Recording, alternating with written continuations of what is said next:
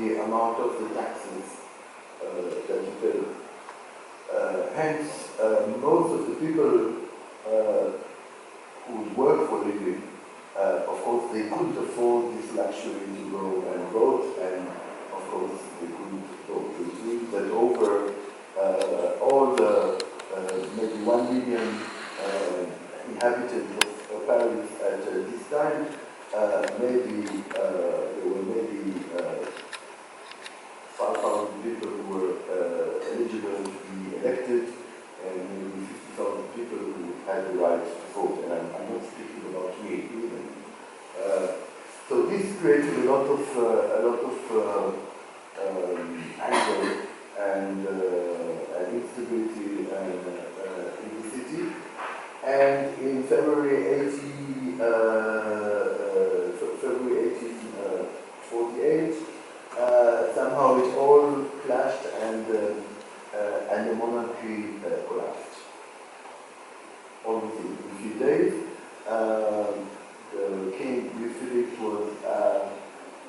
he had the opportunity or the advice. He could have tried to suppress all those manifestations, demonstrations, and so on.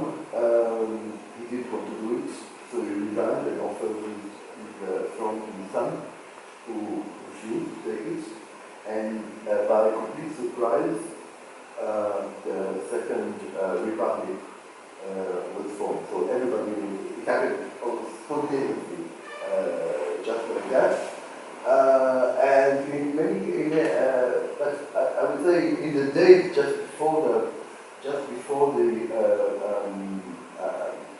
outbreak of the Second Republic, they offered, they needed someone, they were looking for some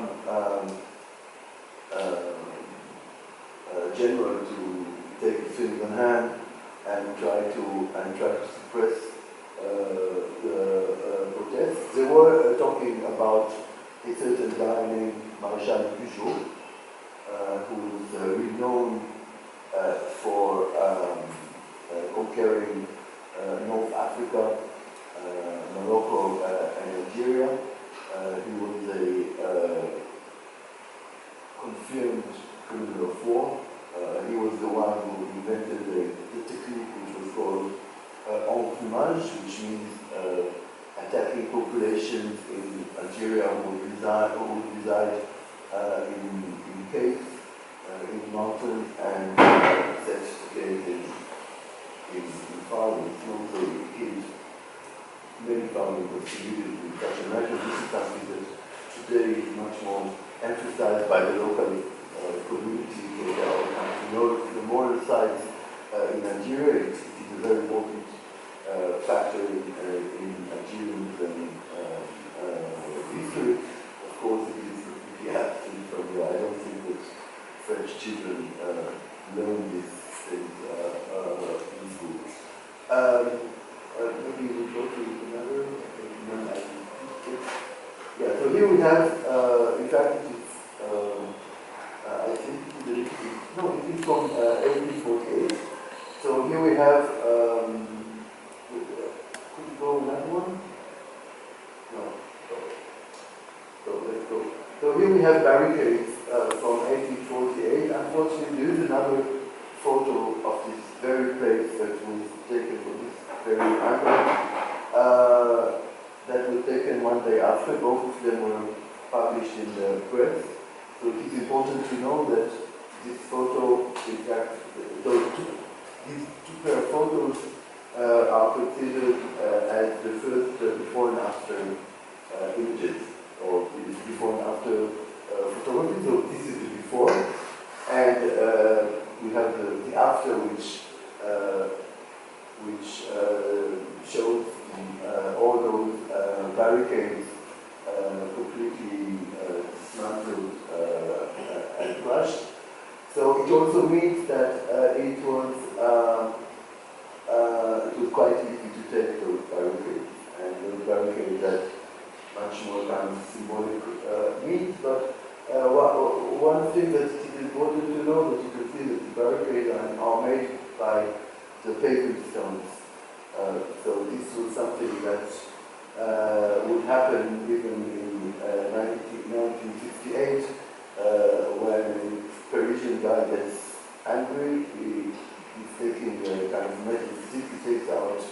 the pavement, stone, and he tried to amass them into some kind of barricade.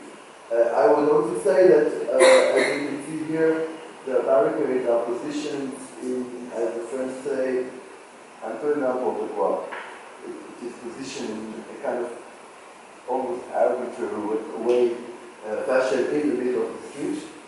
So there was not much military thinking about those barricades. So this is in 1848. I don't remember if it is June or February. I think it was in June. In June there was another outbreak of riots, which were very heavily suppressed. But we are still in February 48. And let's go to another one.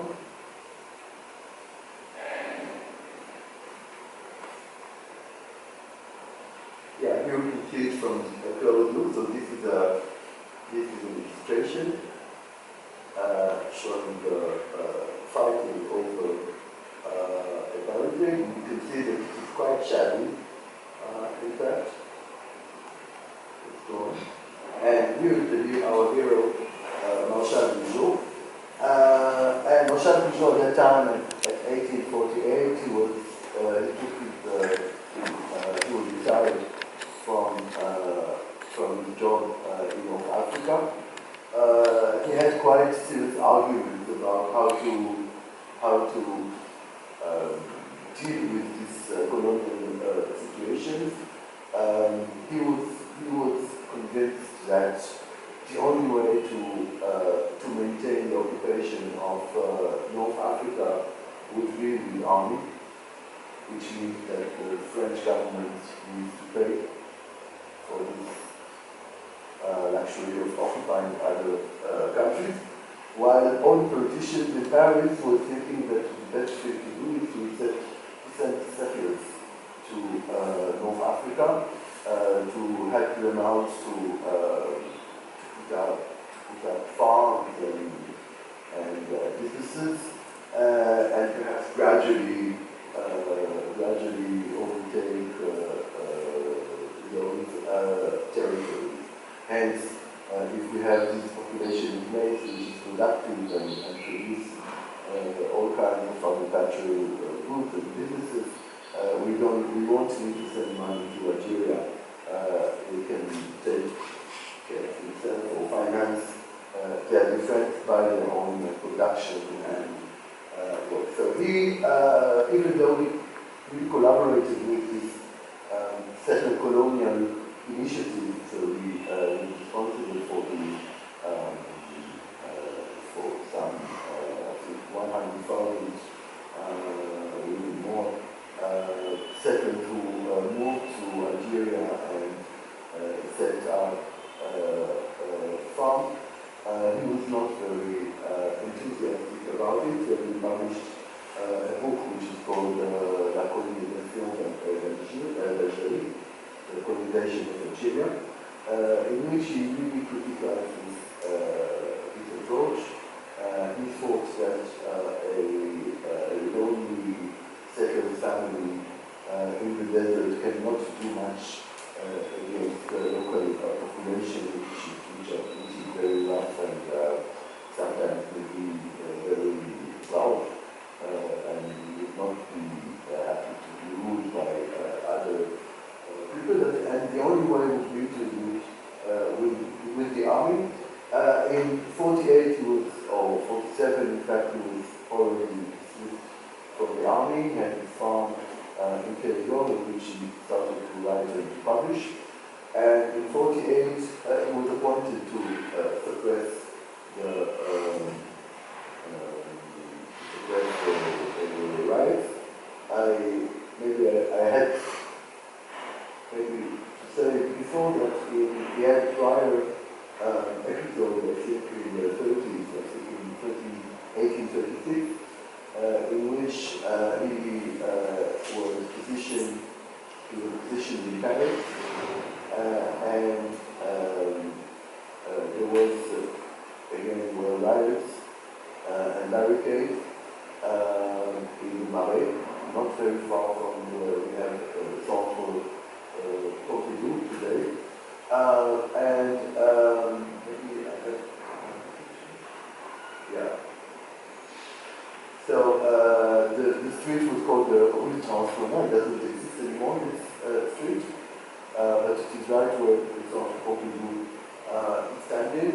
And there was some incident in which he and the soldiers went into a residential building and killed everybody.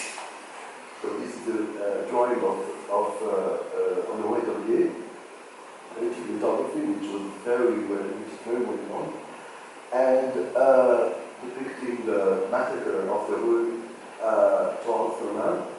And in fact, from this very moment, the name Bugeaud was completely synonymous with all kinds of atrocities committed against civilian population. Besides this, in the same period, he was, or I think even before, he got into some argument with the deputy of the French Parliament. So he called him for a duel, and he said, "I want to finish this very quickly." And he said, so they made a duel, and then took off his gun and blew it in the head. So I mean, the guy was, he had a lot of trouble in France, so they sent him to Algeria to use the talent in a much more efficient way for the revival. So in 1948, he was retired already. He came back to France, and this is what he did. This is a drawing showing the enfouissement of the Dahara in Algeria when he smoked those caves in the Dahara. I just maybe I would mention that when there was this after the 9/11, when George Bush was saying we are going to Afghanistan and we will go smoking them out, I think the reference was those this kind of technique of Bugeaud. Let's go on. So in 1948, or 49 in fact, he was sitting and writing a treatise of how to suppress riots in Paris. It is a military treatise that he was thinking printing in a few hundred copies, and to send it to many of his friends and peers in the army. So he wrote this manuscript. There were a lot of testimonies about the existence of this manuscript, notably by Victor Hugo, who maintained a very thorough journal, in which he said that he was having Bugeaud for dinner, and Bugeaud was telling him about the book. He wanted to help him out in the distribution or the promotion, and he said this is one of the kind of the instruction of how to deal with the cholera. So we compare the cholera, the epidemic, to those kind of things that happens once in a while. Unfortunately, Bugeaud himself contracted cholera just after finishing the book, and just before he passed away, Napoleon III, or the nephew of Napoleon Bonaparte, was elected to be president. He was really a friend, so Napoleon came to see him at his bed and asked him, "Please stay with us," and he said, "Unfortunately, this would not happen." And in fact, so he passed away. After he died, there were in all the eastern part of Paris, there were banquets and parties in which people drank of the cholera who killed Rousseau. He was very hated. And in fact, the manuscript disappeared. Completely. People were looking for it, and they disappeared. Fortunately, it was found in the 1990s, I think in 1992 or 3, and published in 1997. It was found by a historian. She's called Maite Pisi. She's still alive. I'm correspondent in there. And she transcribed it and published it as a book. So in fact, when you read the book, and it is available in English, it is translated, you can find it online, you can also understand through the book much of Paris before Ostman. So you can read this book as a kind of a map for you to be able to see all those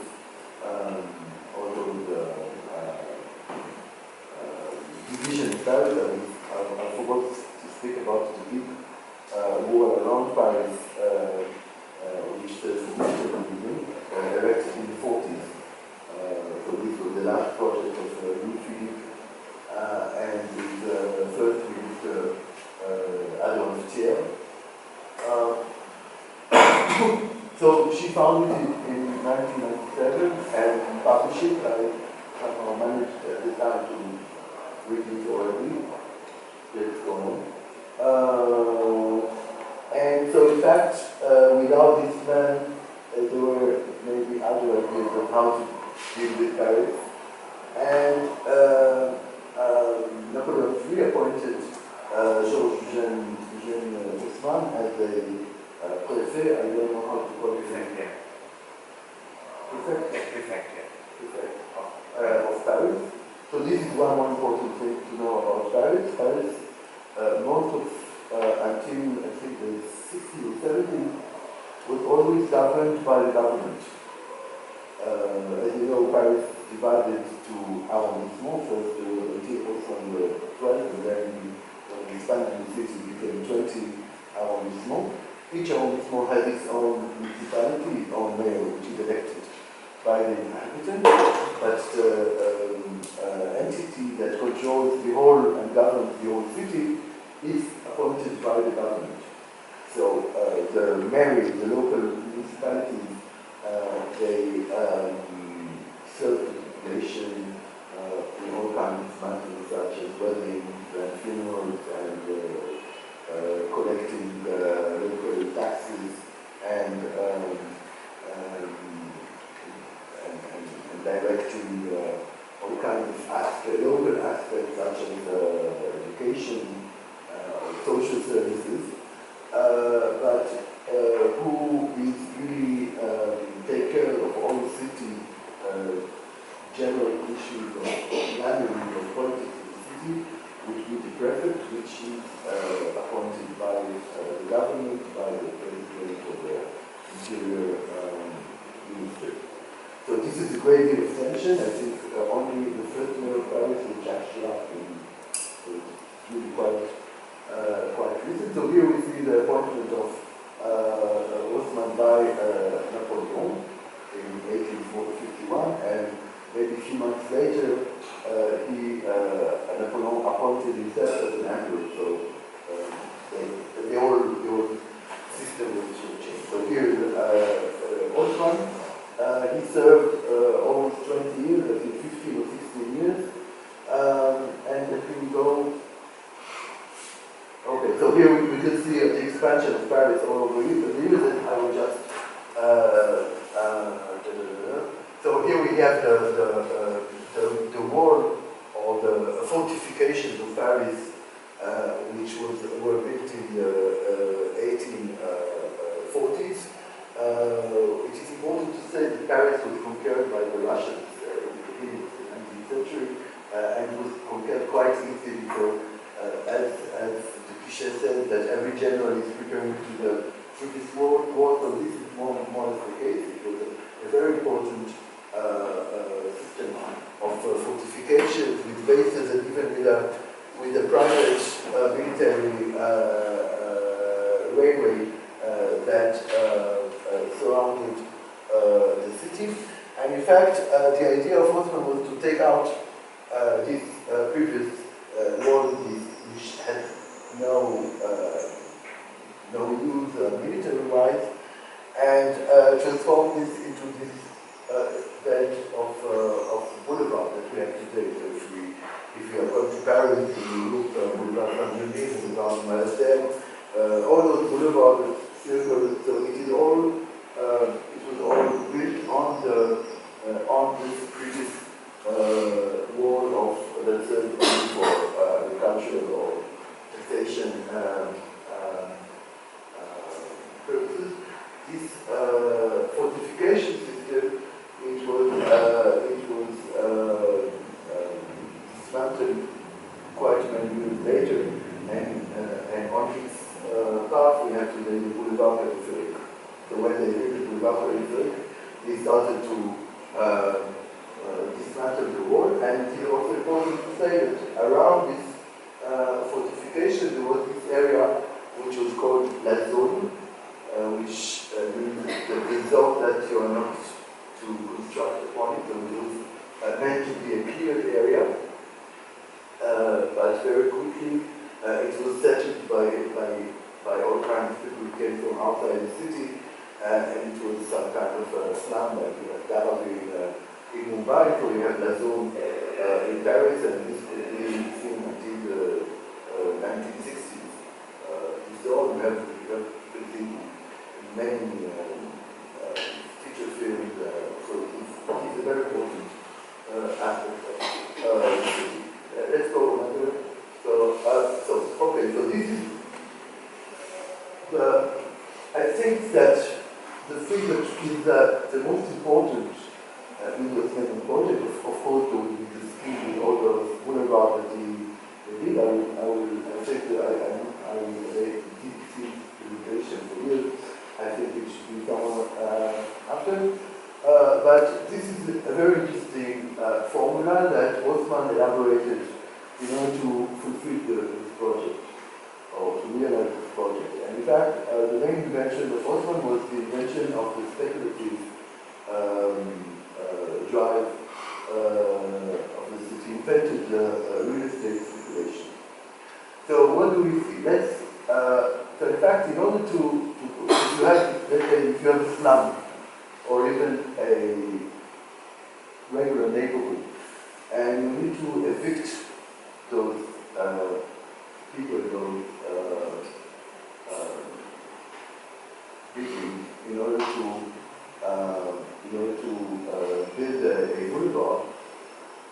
So he put up a system of juries, which were to decide about the reparations that each landowner will get from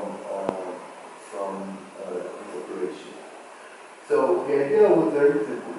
Let's say that we have a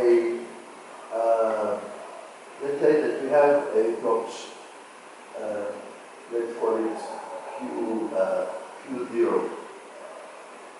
Okay, we have a plot. At a certain moment, it worth something. If now we take out a plot and we give it a certain compensation, okay, it has a certain value, and then we might have another plot nearby. The plot next to him would not get the same compensation. He would get the compensation with a certain delta, which is due to the augmentation of the value of the land due to the Osmanian project. Now, when this would be, let's say, Q1. Now, if this project progresses, the third guy, okay, he says, okay, I want also to have the compensation, and of course the value will be augmented. So I want in my compensation to take to take into consideration the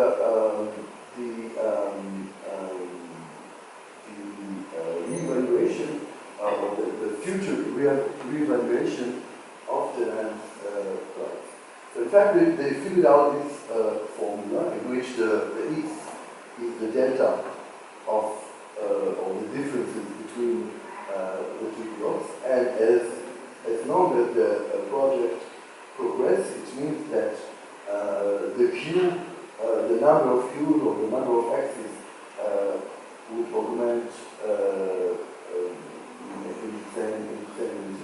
So it means that he created a kind of arithmetic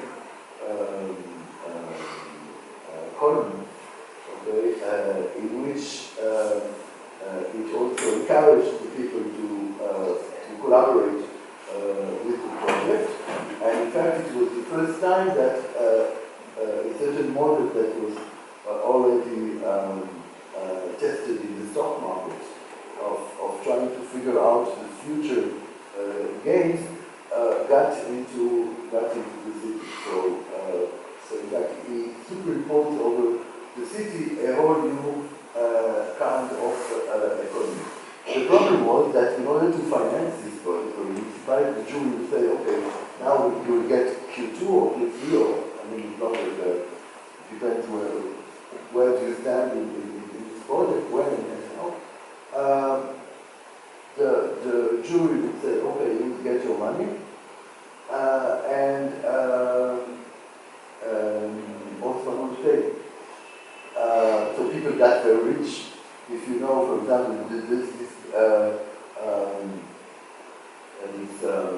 novel by Emile Zola, which is called La Curée. I don't know how it is translated to English. It's part of a series of novels that he wrote about Paris at the time, in which he really shows and demonstrates all those, all those magouilles, as the French call it, all those kind of sneaky kind of stuff that people were doing in order to gain more money and to get rich from their real estate. So this is a very important, I think, part of the Osmanian project is this new economy which starts to make the city happy. The problem was that the project became more and more expensive because there were all kinds of court rules that suggested, or not suggested, that imposed on Osman to pay the compensation right away. At the beginning, he was allowed to wait until the development and then pay. No, he said, you take the land, now you pay.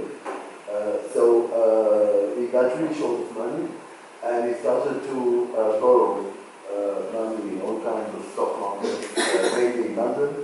And in fact, up to 1929, when there was this huge crash in all the stock markets in the world, Paris was the most indebted city in the world. So here we can see the project of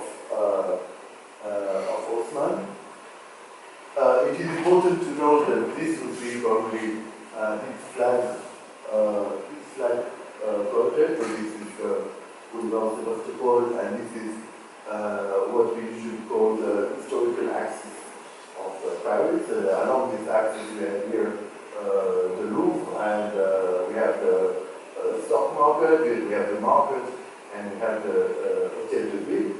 On the other side here we have the Université, where we have the courthouse, and we have the cathedral.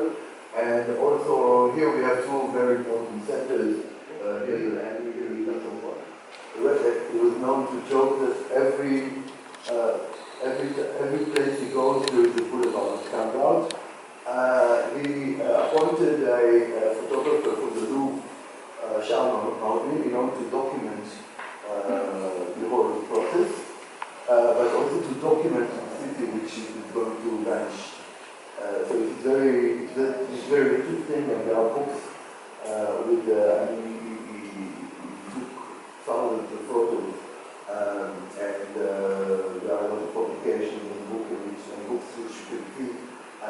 archive that doesn't exist anymore. Sometimes also there are all kinds of funky effects which are due to the long exposures. There are people that come and go and all kinds of shadows that appear, so it is very interesting. In many cases, art demolition, it is also nice to remember that Osman himself defined himself as an artist demolition artist. So it is also, I think, as designers, is something that we always mention to our students. Of course, we know more creative demolition artists such as Gordon Clark. But this is also a nice exercise. I did already with my students trying to work more like Osman or Michelangelo when he was carving the marble. As you know, we can do sculptures by addition, but also by extraction. So the idea of extraction in the city is something that is even much more, sometimes much more stronger or apparent than the idea of construction or addition. So here are some photos from Ville, La Venue de l'Opéra. At the time, it was very criticized. This idea of those avenues, La Venue de l'Opéra. It was said that it lands on the La Loge du Gardien du Louvre, de l'Hôtel de Louvre. So it means that, like in some cases, those very monumental avenues or boulevards led to from nowhere to nowhere, or to some kind of arbitrary point which had nothing to do with the real meaning or importance of the city. But you can see the degree of works. It means that the city for 20 years was completely unbearable. This is the very time of Sharon Rotbard and the Fleur du Mal. So there are quite many of his poems that deal with this image of the city that changes all the time in front of our very eyes. This sentiment that I don't know, I'm not familiar with my city anymore. It is a new city. So this is something that might happen. It's happening in Beijing right now. It happens in Beijing, maybe. I heard it happened in Varanasi. Yeah. I can see that it happened in Ahmedabad. I mean, when I knew Ahmedabad, the Ramati, all the coastline was inhabited by the slopes were very kind of gentle, and there were many housing over there. So, of course, there are, when you get the power and you employ it over the city, you may be able to create very important changes. And of course, this is going to be the opera joined by Pissarro, taken by Pissarro after the completion. So this is going to be the end of 19th century. Let's go on. Yeah, so here you can see also this idea of strategic beautification, not a small strategy. So all those content was something that Osman imposed on the city. This idea that the order which is imposed by the government, by the power, it is something that you need to see. You should see this order. And in many senses, I would claim in my book that. 5 minutes. Yeah, okay. So just this is my friend Auguste Blanqui, and Auguste Blanqui, 1805, 1881. He was, let's say, when we speak of left-wing ideology in the 19th century, so we usually speak of the utopian socialism, let's say, Saint-Simon and stuff like this. And from the other part, we have Marx and Engels. Marx is he spoke of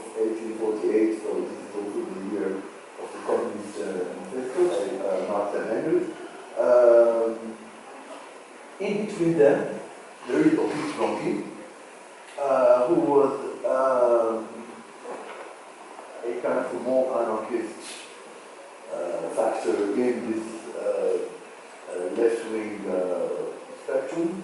And in fact, it was even, in the 19th century, it was acknowledged as a different branch of the socialist movement. According to Blanqui, all this argument between utopian and Marxist, what would happen after the revolution is completely unnecessary. He said, let's cross the river and then see. The most important is revolution now. Whatever it means, and he kept on trying and trying, organizing groups, attacking police stations, trying to provoke all kinds of revolutions and uprisings. He thought that we don't need to educate the proletariat like Marx and Engels says. We don't have time for that. After, let's see. So he was in jail for, I think, the majority of his life he was sitting in jail in various prisons for all kinds of reasons. He was sentenced a few times to death penalty, capital penalty. In the 1860s he was in prison. He managed to escape at a certain moment, but in prison, so in prison he wrote another military duty. Of course he couldn't read the text of Peugeot which disappeared, so he wrote his own textbook. It is a much more elaborated text than that of Peugeot. And one of the main inventions in the text was this new scheme that this is a drawing that he drew. In fact, it was after him, but in my own book I have the original from the manuscript. So he said, first of all, if you remember the first photo that he said, the barricades which are positioned in the middle of the street. So he said this is no good. And in fact, in the book of Peugeot, there is also already a method to how to take those barricades by getting to the building in the start of the streets and opening of the streets and carving your way through the urban method. So you take a few guys with a hammer and you just break the wall from one apartment to another until you get to the barricade, and then from there you can shoot on the people downstairs and kill them all and they leave the barricade. So this is probably what happened at the time, and Blanqui said this is no way to construct barricade. First we need to do it at the opening of the streets, not in the middle, just in the opening of the streets, in the beginning of the streets. And the barricade should be composed by two or few elements. First, you have the first element. This is the street inside, and this is the outside. So let's say the army of the government is here, and here are the people. So in fact, we built we built two walls, thick walls from the same paving stones. There is a slope also, this stone here, so it is again artillery and also it is also a kind of a trap. Because in fact, if there would be some soldiers that will run and try to traverse the barricade, they will find themselves here. And it would be, as we call in the Israeli army, a killing zone. So there will be people on the building around that might throw other pavements or hot water or even shooting on them. So in fact, this is a quite more difficult barricade. Okay? If you do a barricade in that side of the road and in the other side of the street, so in fact all this area becomes protected. And if you yourself you start digging holes in the walls between the apartments, so you can in fact you can transform the whole neighborhood or the whole pâté de maison or the whole urban block into one fortified area. I don't know if I wrote another sketch. Yeah, here you can see. So this is a kind of provocation because here the reason Boulevard is Sebastopol. So this is a drawing by Janaury. So this is Boulevard of Sebastopol. As I said, it's a flag project of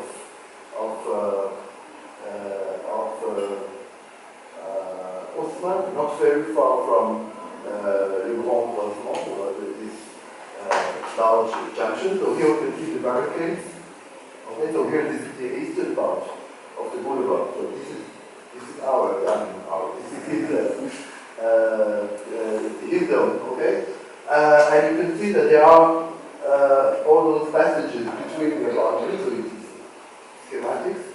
And in fact, he just those simple devices, in fact, enable you to control a whole area.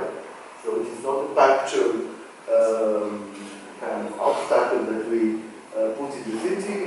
This device has a much far-reaching kind of ambition to control entire areas and to, in fact, transform the whole area into some kind of a camp or a basis. Yeah, with an umbrella. Yeah, so we, I don't know if we got into those, this is quite a complicated story, but in 1870, I think October, there was some kind of foolish misunderstanding or provocation or manipulation between France and Germany. At the time, Germany was newly Russia. And it was somehow Napoleon III was tempted to declare war on Russia. He was smashed in no time, and he was even taken as prisoner with generals and some few dozens of thousands of his soldiers. The Russian conquered more or less the Russians conquered almost all France. They got to Paris and put Paris under siege for several months. So the situation was quite strange. From one hand, the empire collapsed completely with all its institutions. There was some kind of parliament, not really parliament, but some kind of Republican powers that were starting to set themselves in place, but they were mostly connected with the regime of Napoleon, while the citizens of Paris were under siege.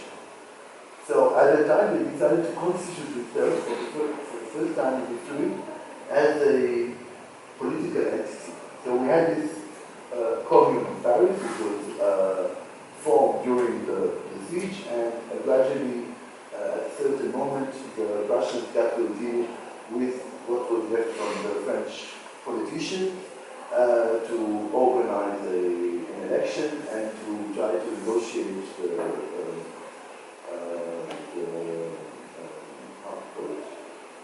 the surrender of France, the compensation to Russia, all kinds of really